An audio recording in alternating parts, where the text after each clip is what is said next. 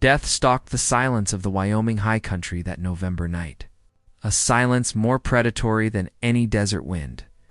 The stillness here has weight. It presses down on your chest, making every heartbeat a solitary drum against the vast, empty expanse. I'd lived with it for 3 years, ever since they brought Tom home. His body cold and the silence following him inside, claiming the empty chairs and filling the dark corners. Tonight it felt hungrier, like a wolf circling just beyond the edge of my porch light. I am Eleanor Vance, 54 years old in age when a woman is supposed to have found her peace with knitting by the fire. Not standing watch with her late husband's pistol, hanging heavy on her hip. The peacemaker. That's what Tom called it. A bitter irony, really. It had never brought him peace, and it certainly hadn't brought me any. It was just a cold lump of steel, a reminder of a world that never slept. And then silence broke. It wasn't the howl of a coyote or the scream of a mountain lion. It was a sound far more desperate, the frantic thunder of hooves. Not at the pace of a messenger or the confident gait of a traveler, but the panicked rhythm of the hunted. The animal's gasps came with the whistling wind, each footfall a frantic, silent prayer. My hand instinctively tightened on the worn, walnut grip of my gun. 3 years alone at Stone Creek Ranch had taught me that visitors after midnight never brought good news. Out of the darkness, the horse materialized, its dark coat flecked with foam, its eyes wild in the lantern light. It staggered to a halt, legs trembling, and then the figure on its back slumped and fell like a torn sack of grain. He landed without a sound, a heap in the dust and dry pine needles. The horse gave a mournful snort and stood still, head bowed, utterly spent. I held my ground, the pistol still holstered, but my fingers were curled over the trigger guard. "Stay right where you are," I called out, my voice raspy from disuse. The man groaned, pushing himself up on one elbow. The light from the lantern I kept hanging on the beam caught him, and I drew a sharp breath. His left shoulder was a dark, bloody mess, the fabric of his shirt shredded and soaked through. It wasn't a clean, round bullet hole. It was jagged, a deep and vicious slice made by a blade held in a hateful hand. It was a wound that spoke of betrayal. He lifted his head, his hat having fallen away. His face was all sharp angles, smeared with dirt and sweat, but it was his eyes that held me. Even in his agony, they were fiercely bright. The color of winter ice, and in them I saw the raw desperation of a cornered animal. He wasn't a predator looking for weak prey. He was a pack leader turned on by his own. "Please," he rasped, his voice thick with pain and exhaustion. He fumbled in his pocket and pulled out a handful of coins, setting them on the lowest porch step. Just for the night. Water for my horse. I can pay." My mind screamed to refuse. Tom, my husband, had been a marshal. He'd spent his life dealing with men who had eyes like that, men who wore violence like a second coat. He'd been killed by one of them, a drifter with a dark past and no future. The memory of Tom's gray face in that pine wood coffin washed over me, cold and bitter. I should have screamed for him to get out, to go back to the darkness that spawned him. But there was something else in those eyes, beneath the wildness. It was a pain I recognized all too well. It was the ache of loss, the hollowing grief that haunts a person when their world is ripped out from under them. I saw it in my own reflection in the mirror every morning. It stayed my hand. "Get your mess inside," I heard myself say. The voice of the practical ranch woman, overriding the frightened widow. "And put those fool coins away before I change my mind." He stared at me, a flicker of surprise crossing his pain-filled eyes. And then he nodded, a small movement that seemed to drain his last reserve of strength. I stepped down, my gun still within easy reach, and helped him to his feet. He was taller than I'd thought, and even wounded, he radiated a coiled strength. He leaned heavily on me as we shuffled into the house, and the smell of blood, sweat, and horse leather filled the air, chasing away the familiar scent of dried lavender and pine. He crossed my threshold, and I had the distinct feeling that I had just let a storm into my only sanctuary. In the warm light of the kitchen, I saw how bad the wound truly was. I ordered him into Tom's old oak chair command that made my own chest a can, started heating water. He peeled off his tattered shirt with slow, careful movements, revealing a torso built from years of hard labor. Faint white scars crisscrossed his tanned skin. I held each one a chapter in a story I wasn't sure I wanted to read, as I took a clean cloth and warm water to the wound. His muscles tensed, but he made no sound. My hands, calloused from rains and mending fences, trembled almost imperceptibly as my fingers brushed against his hot skin. How long had it been since I had touched another person besides the animals on my ranch? The simple contact felt like a lightning strike to a dead tree. "My name is Silas Blackwood," he said, his voice low and tired. "Eleanor Vance," I replied, keeping my focus on my work. "Who did you cross, Mr. Blackwood?" He was silent for a long moment, the only sound the crackle of the fire in the hearth. "Someone I once called a friend," he finally said, and the bitterness in his voice was sharper than the knife that had cut him. I bandaged him in silence, wrapping clean linen strips tightly around his shoulder. I gave him a mug of water and some stale bread, which was all I could offer at the moment. He devoured it like a man who hadn't seen food in days. When he was done, the full weight of his exhaustion hit him, and his eyes grew heavy. I showed him to the spare room. It's a small room at the end of the hall whose door I hadn't opened since Tom's funeral.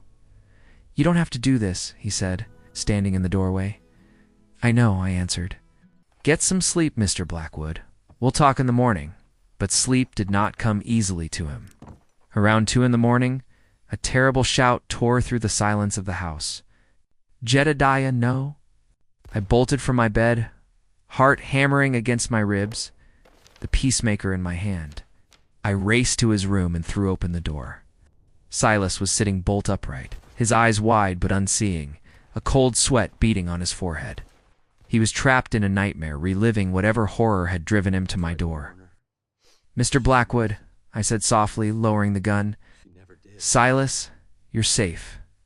He blinked, the terror slowly receding as he registered his surroundings. He looked at me, then down at his own trembling hands, a deep shame settling over his features. "I'm sorry," he whispered. "Didn't mean to frighten you, Jedediah." The name hung in the air between us, heavy with unspoken questions. Who was he? And why did Silas fear him so much, even in his sleep? I didn't ask. Instead, I just nodded and backed away, leaving him alone with his ghosts. As I returned to my bed, I knew my decision to let this stranger in had become more complicated than I'd imagined. I hadn't just given a wounded man shelter. I had invited his demons in as well. The dawn brought a sick gray light, and with it, the first flakes of snow. At first, they were just glittering dust motes, but they soon became a thick, impenetrable white curtain. A blizzard descended, sudden and violent, a true Wyoming fury. The wind howled like a tortured beast, and the snow began to pile up in massive drifts. Stone Creek Ranch was being buried. We were trapped. His one night had just become indefinite. The next few days passed in a strange rhythm. The storm locked us in our own private world, cut off from everything else. Outside, the world was a white, raging chaos. Inside the house became a sanctuary, a fortress against the storm. And in that fortress, Silas Blackwood began to heal. To repay my kindness, or perhaps just to fight off the confinement, he worked tirelessly. As soon as his wound allowed, he was out in the biting cold, his face wrapped in one of Tom's old scarves. He had a quiet efficiency about him. He split firewood with powerful economic swings of the axe, stacking it in a neat, towering pile beside the house. He fixed a broken hinge on the barn door, his large hands surprisingly deft with the small nails. He had a surprising gentleness with the livestock, speaking to them in a low, calm voice as he forked hay for them. I watched him from the kitchen window, nursing a mug of hot coffee. I watched the way the muscles in his back flexed under his borrowed shirt as he swung the axe. I saw his patience as he soothed a spooked heifer, and I wondered about the man he once called a friend. I wondered about the name Jedediah that haunted his sleep. And, in the quietest moments, I wondered why watching him stirred something inside me. A low warmth where I thought only ashes remained. One afternoon, with the storm at its peak, one of my cows went into labor. It was a difficult birth. The calf was stuck, and the mother was tiring. I had handled difficult births on my own before, but this time, With the bitter cold of the barn and the cow's strength failing, I began to feel a knot of despair. Silas came in, wordless, saw the panic on my face. He shrugged off his coat, rolled up his sleeves, and knelt beside me in the straw. "You tell me what to do," he said simply. We worked together in the flickering lamplight of the storm lantern, our shadows dancing on the wooden walls. There were no wasted words, just a seamless teamwork and unspoken understanding. He had the strength I lacked, holding the cow steady while I repositioned the calf. Our breaths plumed together in the frigid air. Our hands brushed as we pulled together, and in that moment, he wasn't a fleeing outlaw, and I wasn't a lonely widow. We were just two people fighting to bring life into the world. Finally, with one last coordinated effort, the calf came free, small and shivering. The mother moaned and began to lick her baby clean. I slumped back against the hay, exhausted, but filled with a quiet, triumphant relief. Silas handed me a clean rag to wipe my hands. "We did it," I breathed. "You did it," he corrected. "I was just the muscle." He smiled, the first genuine smile I had seen from him. It transformed his face, erasing the hard lines and revealing an unexpected warmth. In the lantern light, in that quiet moment of shared success, I saw a protector. The connection between us, forged in silence and shared effort, began to take root. That night, we sat by the fire, sharing a bottle of whiskey Tom had been saving for a special occasion that never came. The storm seemed to have melted some of the ice between us. I found myself telling him about Tom, about his love for this land, about the way he used to smile. And Silas listened, truly listened, his blue eyes never leaving my face. Then he began to talk.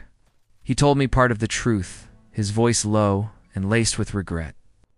He spoke of Jedediah Kane, his former partner, a man with the charm of a snake and the conscience to match. Jedediah had planned a train robbery, promising a score big enough for them to start new lives. But Silas claimed he'd gotten cold feet at the last minute, realizing the madness of it. It was too late. The robbery went wrong, people died, and Jedediah had framed him for all of it, making him the scapegoat. The knife wound in his shoulder had been a parting gift from his old friend. It was a good story. I could feel the holes in it, the parts he was leaving out. What had he been running from before the train? Why had he trusted a man like Jedediah in the first place? Silas was still holding his deepest secrets close. I could see it in the way he stared into the fire, as if seeing faces in the flames.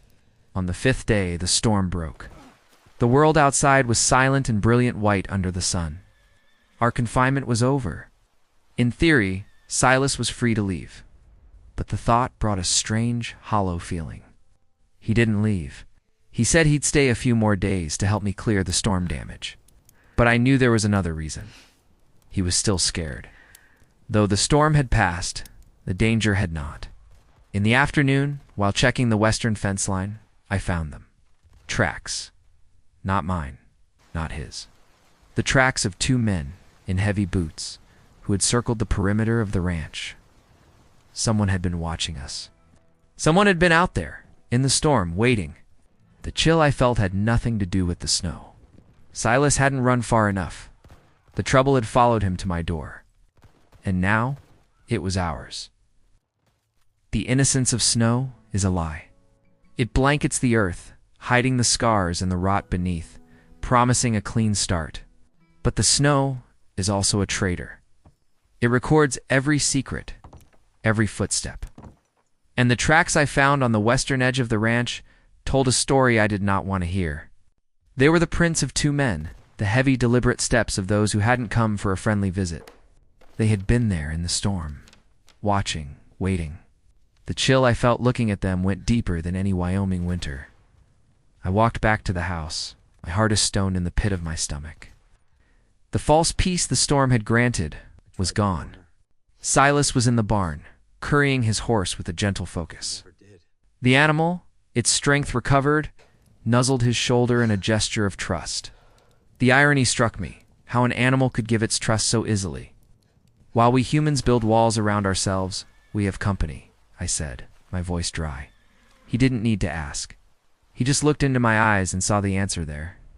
The small warmth that had grown between us these past few days withered, replaced by the cold vigilance of a soldier. He set the brush down and followed me without a word. I led him to the tracks. He knelt, his gloved fingers tracing the indentations in the snow, reading them like a scholar reads an ancient text. "To men," he said, his voice low and certain. "They've been here at least a day, watching, waiting for the storm to break." He stood, brushing the snow from his knees and looking out at the rolling hills, now stark white. They're Jedediah's men. It wasn't a question. It was a statement of fact, and it hung in the still, cold air between us. His war had come to my doorstep, and it was wearing muddy boots. "You have to go," I said, the words tasting like ash in my mouth. It was the right thing to do, the safe thing. The thing Tom would have wanted me to do. Silas turned to face me, his blue eyes boring into mine.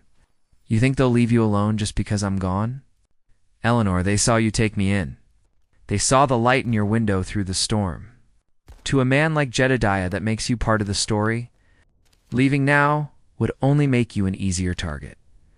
The brutal truth of his words hit me harder than the freezing wind. I had crossed a line when I opened my door to him. I was no longer an innocent bystander. I was on the stage, right beside him, with the spotlight burning down. Fear coiled in my gut, cold and sour. But beneath the fear, another emotion was rising, a stubborn anger. This was my home. This was all I had left. No ghost from this man's past had the right to threaten it. "Then what do we do?" I asked, and the word "we" changed everything. It was no longer his story and my problem. It had become our fight. Before Silas could answer, another sound broke the silence, the faint jingle of a sleigh. A figure was approaching from the main track. My heart leaped into my throat, but Silas put a hand on my arm.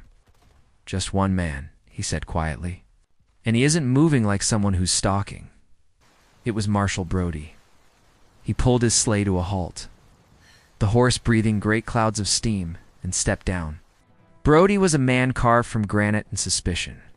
He had been Tom's best friend, and after Tom's death, he'd appointed himself my reluctant guardian, stopping by every so often to make sure I hadn't been eaten by a mountain lion or frozen solid. His eyes went to Silas immediately, sharp as a shard of glass. He glanced from Silas to me and back again, and I could see the wheels turning in his head. "Eleanor," he said, his voice even but loaded with meaning. "Looks like you had company during the storm." "Marshal," I nodded, trying to keep my own voice steady. "This is Mr. Blackwood." His horse went lame just before the snows hit. He was stranded. The half-lie came with alarming ease. Brody's eyes never left Silas. "Blackwood, eh? Don't know that name in these parts." He stepped closer, an imposing presence, making no secret of his scrutiny. "Where are you from, Blackwood?" "East," Silas answered, his voice as calm as Brody's. "Headed for California. Tough time of year to be crossing these mountains," Brody remarked, his gaze flicking to Silas's left shoulder, where the wound was still slightly swollen beneath his shirt. "It looks like you ran into some trouble along the way." "The world is full of trouble," Marshal Silas said, unflinching. The tension between the two men was almost palpable. It was the law against the outlaw, order against chaos, and I was standing squarely in the middle. Brody turned to me, his voice softening slightly, but still laced with a warning. "El, can I have a word with you alone for a minute?" I nodded and walked with him out of Silas's earshot. "What are you doing?" Brody whispered, his voice urgent. "Do you know anything about this man? I don't like the look of him. His eyes. They've seen too much." "He needed help, John," I said, using his first name, which I rarely did. "He was hurt. There are men who carry trouble like a disease, El," he insisted. "Tom would never have." "Don't," I cut him off, my voice sharper than I intended. "Don't tell me what Tom would have done." "Tom isn't here." The pain in my words made him take a step back. He sighed, frustration and worry etched on his face. "Be careful," he said. "Just be careful. There's word of a train robbery in Nebraska last week. They're looking for one man who got away. Lock your doors at night." He gave me one last meaningful look before walking back to his sleigh. He offered no goodbye to Silas, just a curt nod in my direction before disappearing.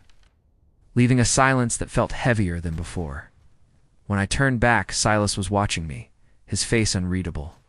"Your friend doesn't trust me," he said. "He has good reason not to," I countered. "And so do you." The push and pull between us began again. The trust we had built in the storm now felt as fragile as thin ice over a deep river. He was a wanted man, a man of secrets, and I had hidden him from the law. That night, the threat became more tangible. I went to draw water from the well for supper, but as I pulled up the bucket, a strange, acrid smell hit my nostrils. It smelled of bitter almonds and rot. I looked down at the water, and in the dim twilight, I could see a faint, oily sheen on the surface. Silas was right behind me. He had followed me out, silent as a shadow. He looked at the bucket, then at me, and his eyes went cold as steel. "Don't touch it," he commanded. He scooped some of the water into an old tin can, walked over to the chicken coop, and splashed a little on the ground. One of the curious hens ran over and pecked at it. Within a minute, it was convulsing and then lying still. Poison? They weren't just watching anymore. They had acted. They had tried to poison us like vermin. A cold, clean rage rose in me, extinguishing any last trace of fear. They had crossed another line. They had violated my well, the lifeblood of this ranch. "This wasn't a warning," Silas said. "Oh, duh, his voice tight with a suppressed fury. "This was an attack. Jedediah is getting impatient. He wants me out in the open. He's not going to get what he wants," he said. And I was surprised by the steel in my own voice. The woman who had hesitated on the porch that first night was gone. In her place was a woman whose well had just been poisoned and whose chickens were dying. The next day, the training began. Silas took Tom's peacemaker from my holster. He checked it, weighed it in his hand. "It's a good gun," he said, "but it's only as good as the person using it." "How's your shot?" "I can hit a bottle on the fence post," I said defensively.